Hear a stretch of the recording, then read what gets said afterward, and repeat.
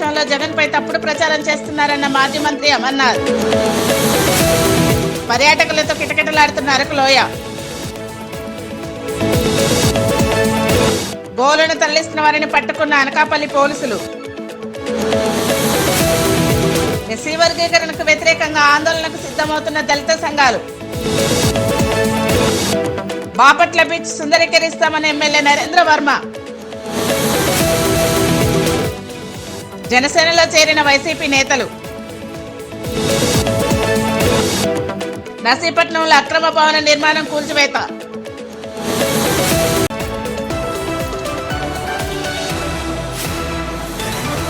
చంద్రబాబు ఏది చేసినా ఒప్పు, జగన్ ఏం చేసినా తప్పు అన్నట్లుగా పచ్చమంద మాట్లాడుతుందని మాజీ మంత్రి గుడివాడ అమర్నాథ్ విమర్శించారు. బాబు హయాంలో యూనిట్ విద్యుత్ 6.99 కొంటే తప్పులేదు, కానీ జగన్ కేవలం యూనిట్ విద్యుత్ 2.49 కొంటే మాత్రం అది తప్పు అన్నట్లుగా దుష్ప్రచారం చేస్తుందని మండిపడ్డారు.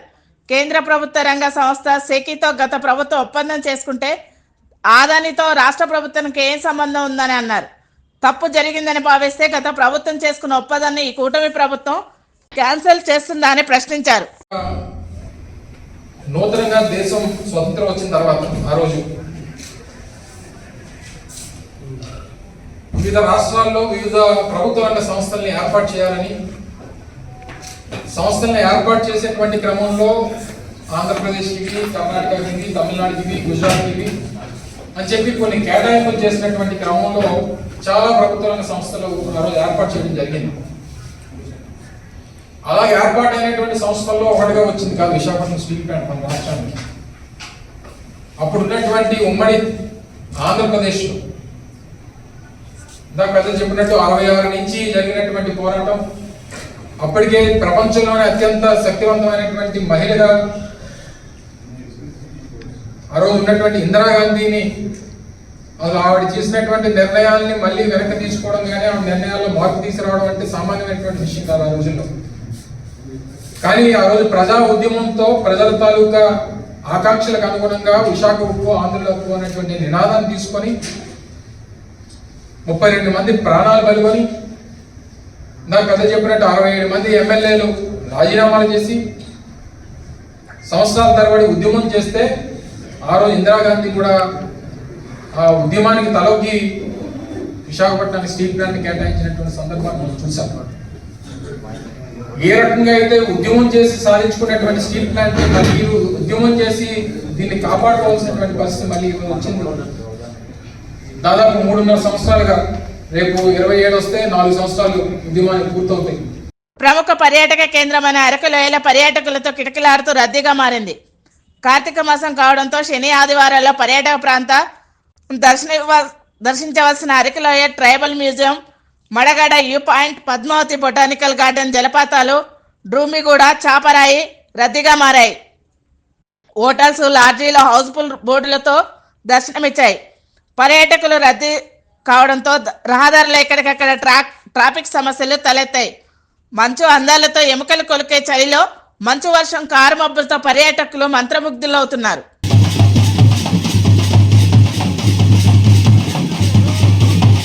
మహారాష్ట్ర అసెంబ్లీ ఎన్నికల్లో భారతీయ జనతా పార్టీ కూటమి సాధించిన ఘన విజయంపై గాజువాక కన్వీనర్ కరణం రెడ్డి నరసింహారావు హర్షం వ్యక్తం చేశారు.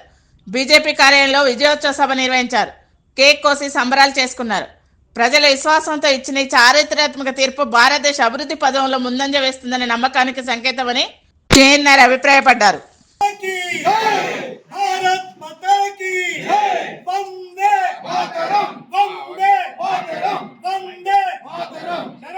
అల్లూరు జిల్లా అరకులోయ నియోజకవర్గానికి వచ్చిన భారత యువజన కాంగ్రెస్ జాతీయ ప్రధాన కార్యదర్శి మమతా నాగిరెడ్డికి కాంగ్రెస్ పార్టీ నేతలు ఘన స్వాగతం పలికారు. ఆంధ్రప్రదేశ్ కాంగ్రెస్ పార్టీ రాష్ట్ర ప్రధాన కార్యదర్శి ఆదివాస విభాగం అబ్జర్వర్ పాసిపెంట శాంతకుమారి మమతా నాగిరెడ్డికి శాలువ కప్పి పుష్ప గుచ్చంతో స్వాగతం పలికారు.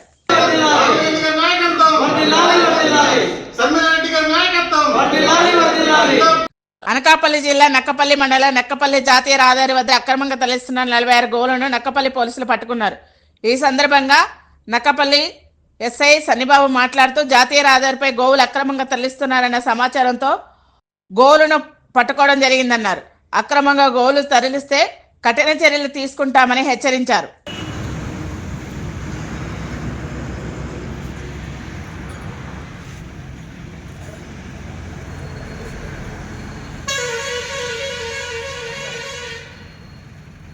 ఎస్సీ వర్గీకరణకు వ్యతిరేకంగా దళిత సంఘాలు ఉద్యమానికి సిద్ధమయ్యాయి. డిసెంబర్ 7న అంబేద్కర్ కోనసీమ జిల్లా అమలాపురం వేదికగా దళిత సంఘాల ఉద్యమానికి రూపకల్పన చేశారు. డిసెంబర్ 7న నిర్వహిస్తున్న మాలల ఆత్మీయ సమ్మేళనం విజయవంతం చేయాలని దళిత సంఘాలు పిలుపునిచ్చాయి. ఎస్సీ వర్గీకరణ చేస్తే చూస్తూ ఊరుకోమని, రాష్ట్ర వ్యాప్తంగా ఉద్యమాలు చేపడతామని దళిత సంఘాలు ప్రభుత్వానికి అల్టిమేటం జారీ చేశాయి.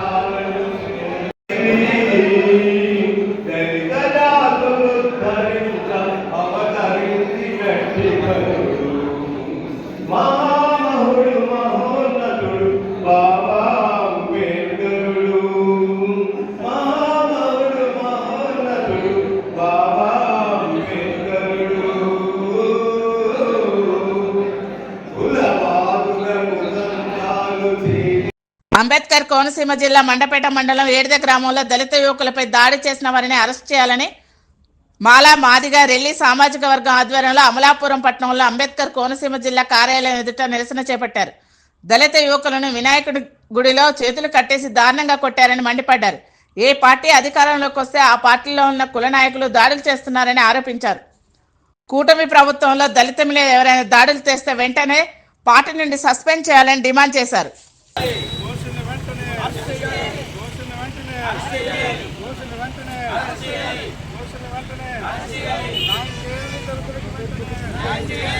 చోడవరం నియోజకవర్గం బుచ్చయ్యపేట మండలంలో 100 కిలోల గంజాయిని పోలీసులు పట్టుకున్నారు. బుచ్చయ్యపేట చెరుకు కాట వద్ద వాహనాలు తలకి నిర్వహిస్తుండగా కారులో గంజాయి తరలిస్తున్న 3 వ్యక్తులను అరెస్ట్ చేశామని ఎస్ఐ శ్రీనివాసరావు తెలిపారు. ఒరిస్సా రాష్ట్రం నుండి రాజస్థాన్ రాష్ట్రంకి ముద్దాయిలు గంజాయి తరలిస్తున్నారని చెప్పారు. గంజాయి అమ్మినా కొన్న కఠిన చర్యలు తప్పవని శ్రీనివాసరావు హెచ్చరించారు. వెహికల్ చెకింగ్ బుచ్చయ్యపేట ఎస్ఐ గారు వెహికల్ చెకింగ్ చేస్తుండగా ఒక మారుతి స్విఫ్ట్ కార్ ఏదైతే ఉందో అది వెంటనే గమనించి అది అనుమానాస్పదంగా ఉందని చెప్పి దాన్ని ఆపడం జరిగింది. ఆపితే వాళ్ళు ఆపకుండా వాళ్ళు ఫాస్ట్గా వెళ్ళిపోయారు. అప్పుడు వాళ్ళు ఎస్ఐ గారు ఆపాక దాన్ని మనం చెక్ చేస్తే అందులో డ్రైవర్ అండ్ డ్రైవర్ పక్కన ఒక అతను అండ్ వెనక సీట్లో ఒకటి టోటల్ 3 కూర్చొని ఉన్నారు. వాళ్ళని మనం అడిగి కార్ చెక్ చేస్తే అందులో మనకి 100 kgs ఆఫ్ గాంజా దొరికింది. సో వాళ్ళు రాజస్థాన్కి చెందిన వాళ్ళు తెలుస్తుంది. ఇప్పుడు వాళ్ళు ఆ టోటల్ వర్త్ ఆఫ్ 1 lakh పెట్టి వాళ్ళు ఒరిస్సాకు చెందిన ఒక వ్యక్తి దగ్గర ఈ గంజా ప్రొక్యూర్ చేస్తారు. ఏం చేస్తారు అంటే వాళ్ళు రాజస్థాన్ వెళ్ళేసి అక్కడే చిన్న చిన్న ప్యాకెట్స్ కింద వాళ్ళు పర్సన్స్కి అమ్మటం అండ్ వాళ్ళు సొంత ప్రొక్యూర్మెంట్ అండ్ సొంత వాడకాన్ని ఉంచుకోవడం లాంటి పనులు చేస్తారని తెలిసింది. వీళ్ళని మేము కస్టడీలో తీసుకున్నాము. ఇప్పుడు రిమాండ్. విశాఖపట్నంలో డిసెంబర్ 7న జరిగే గీతా జయంతి వేడుకల్లో ప్రతి ఒక్కరు పాల్గొనాలని అహోబిలా జిఎల్ స్వామి అన్నారు. సీతమ్మదారిలో గల వర్మ కాంప్లెక్స్ లో జరుగుతున్న ఏర్పాట్లను పరిశీలించారు. ఈ సందర్భంగా ఆయన మాట్లాడుతూ విద్యార్థులకు, ఉద్యోగులకు, మహిళలకు మంచి ఉజ్వల భవిష్యత్తు రావాలనే సంకల్పంతో 5 రోజుల పాటు ఈ వేడుకలు నిర్వహిస్తున్నామన్నారు. డిసెంబర్ 11న భగవద్గీత పారాయణం చేయడం జరుగుతుందన్నారు. నేత్ర విద్యాలయం విద్యార్థులతో సాంస్కృతిక ప్రదర్శనలు ఉంటాయని తెలిపారు. తెలియజేసే విద్యని రాజవిద్య, రాజగృహ్యం అంటారు. ఆ రహస్యమైన విద్య గురించి స్వామివారు ప్రసంగించబోతున్నారు. విశాఖపట్నం అలాగే ఈ పక్కనే ఉన్నటువంటి జిల్లాల వాళ్ళు శ్రీకాకుళం కావచ్చు, విజయనగరం, వీరందరూ కూడా ఈ భాగ్యాన్ని పొంది తరిస్తారు అని ఆహ్వానిస్తున్నాం. వికాస్ తరంగిణి అలాగే స్థానిక వారిజ విద్యాలయ నిర్వాహకులందరూ కలిసి సంయుక్తంగా నిర్వహిస్తున్నటువంటి ఈ గీతాజ్యోతి పారాయణ కార్యక్రమంలో అందరూ కూడా భాగస్వాములు కావాలి అని అందరికీ శుభాహ్వానం పలుకుతున్నాం. ప్రతిరోజు విచ్చేసిన భక్తులకి ఉదయం తీర్థగోష్ఠి ఉంటుంది, బాలభోగ ప్రసాదం ఉంటుంది, మధ్యాహ్నం రాజభోగం ఉంటుంది, సాయంకాలం ప్రసాద వితరణ ఉంటుంది. అన్నిటికంటే విశేషించి స్వామివారి ప్రసంగం కూడా ఉంటుంది. అందరూ తప్పక విచ్చేసి మీ జీవితాన్ని చరితార్థం చేసుకుంటారని భావిస్తూ జై శ్రీమన్నారాయణ. గోవా బీచ్ ను తలదన్నేలా బాపట్ల బీచ్ సుందరీకరిస్తామని గోవా బీచ్ ను తలదన్నేలా బాపట్ల బీచ్ సుందరీకరిస్తున్నామని ఎమ్మెల్యే నరేంద్ర వర్మ అన్నారు. డిసెంబర్ 7వ తారీఖున మనబడి కార్యక్రమానికి సీఎం చంద్రబాబు నాయుడు బాపట్ల వస్తున్నారని తెలిపారు. మాజీ ఎమ్మెల్యే కోన రఘుపతి ప్రభుత్వంపై తెలిసి తెలియకుండా మాట్లాడుతున్నారని విమర్శించారు. సోషల్ మీడియాలో అసభ్యకరమైన సందేశాలు పంపే వారిపై కఠిన చర్యలు ఉంటాయని హెచ్చరించారు. వైసీపీ నేత వైఎస్ జగన్మోహన్ రెడ్డి ప్రతిపక్ష హోదా ఇస్తేనే అసెంబ్లీకి వస్తానని మాట్లాడడం హాస్యాస్పదంగా ఉందన్నారు. యాజ్ పర్ లా ప్రకారం వ్యవస్థలో కొన్ని సిద్ధాంతాల ద్వారా రాజ్యాంగబద్ధంగా ఏర్పడే హక్కు అది. ఆ హక్కే ప్రజల ఇవ్వల 11 మందినే గెలిపించారు. ఎందుకంటే ప్రజలు సరైన తీర్పు ఇచ్చారు. ఆయన చిన్నపిల్లలు మనం కథలు చెప్పి చందమామను పిలిచినట్టుగా ప్రతిపక్ష హోదా అడగటం అనేది చాలా హాస్యాస్పదం అని ఈ సందర్భంగా నేను వర్ణిస్తున్నా. అలాగే ఇక మన బాపట్ల విషయానికి వస్తే, ఛత్తీస్గఢ్ రాష్ట్రం సుక్మా జిల్లాలో భారీ ఎన్కౌంటర్ జరిగింది. పోలీసులకు మావోయిస్టులకు మధ్య కాల్పులు జరిగాయి. ఈ కాల్పుల్లో 10 మంది మావోయిస్టులు మృతి చెందారు. ఘటనా స్థలం నుంచి AK-47 ఇన్సాల్స్ SLRలను పోలీసులు స్వాధీనం చేసుకున్నారు. OCP social media activator Varra Ravinder రెడ్డిపై పొద్దుటూరులో మరో కేసు నమోదైంది. కేసు విషయంలో విచారణకు కోర్టులో అనుమతి కోరుతూ పీటీ వారెంట్కు అనుమతి కోరారు. పీటీ వారెంట్కు కోర్టు అనుమతి ఇచ్చింది. కోర్టు అనుమతితో కేంద్ర కారాగారంలో రిమాండ్లో ఉన్న వర్రను పొద్దుటూరు పోలీసులు అదుపులోకి తీసుకున్నారు.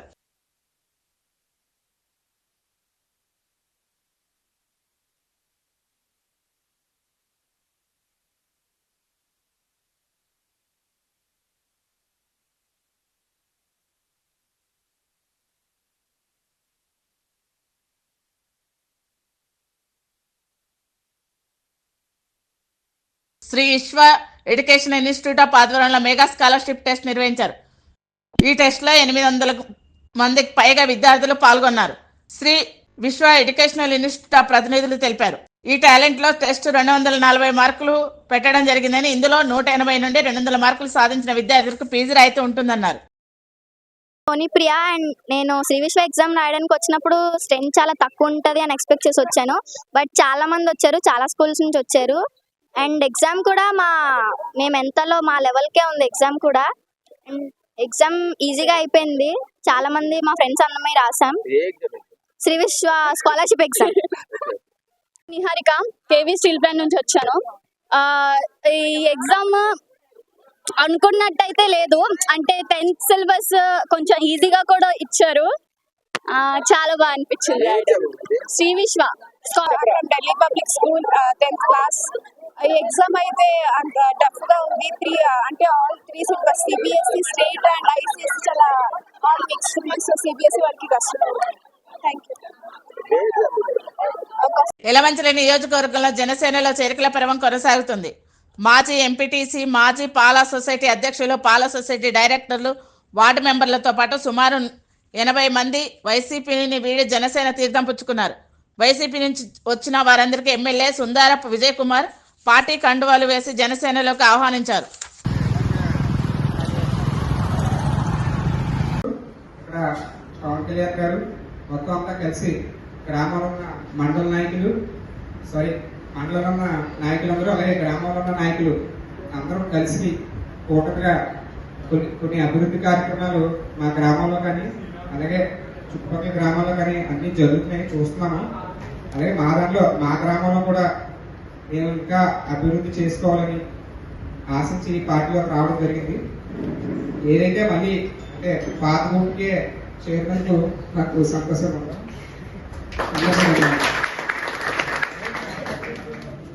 నర్సీపట్నం అక్రమ భవన నిర్మాణం కూల్చివేతలో కోర్టు ఇచ్చిన ఉత్తర్వుల ప్రకారం చేపట్టామని మున్సిపల్ కమిషనర్ సురేందర్ తెలిపారు.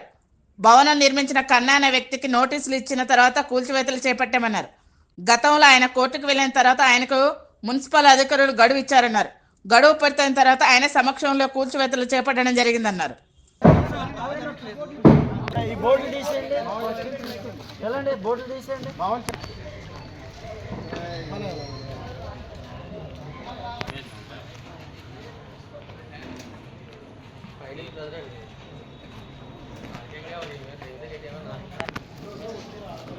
స్టే తెచ్చుకుని అన్నారు కదా మరి.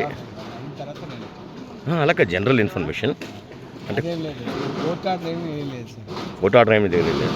స్టే ఏమీ లేదు. ఓకే.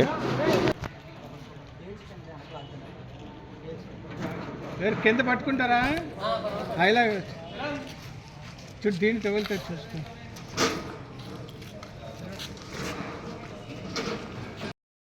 అల్లూరు జిల్లా అరకులోయ నియోజకవర్గ మండల కేంద్రంలో రాష్ట్ర జీసీసీ చైర్మన్ కిడారి శ్రావణ్ కుమార్ 2 రోజులు పర్యటించనున్నారు.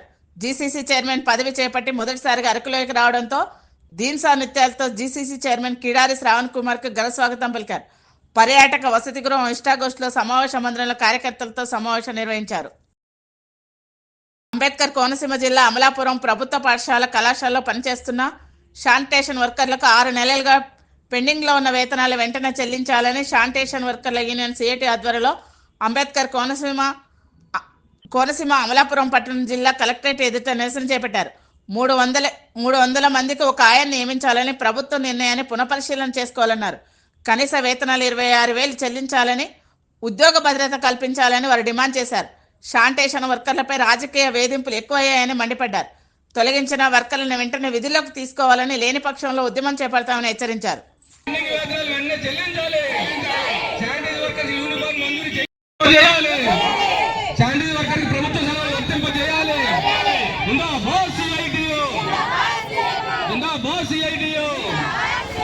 రాజ్యవానికి శానిటైజర్ వర్కర్స్కి కనీస వేతనాలు అమలు చేయాలి. శానిటైజర్ వర్కర్కి నైట్ వాచ్మెన్లకి ఉద్యోగ భద్రత కల్పించాలి.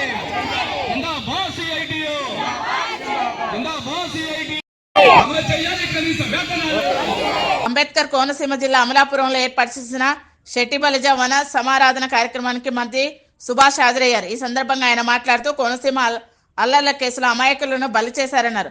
తనపై కేసులు కూడా పెట్టారని కీలక వ్యాఖ్యలు చేశారు. శెట్టిబలిజ వారి ఆశీర్వాదంతోనే చిన్న వయసులోనే తనకి మంత్రి పదవి వచ్చిందని ఒక్కసారిగా ఎమోషనల్ అయి కంటతడి పెట్టారు.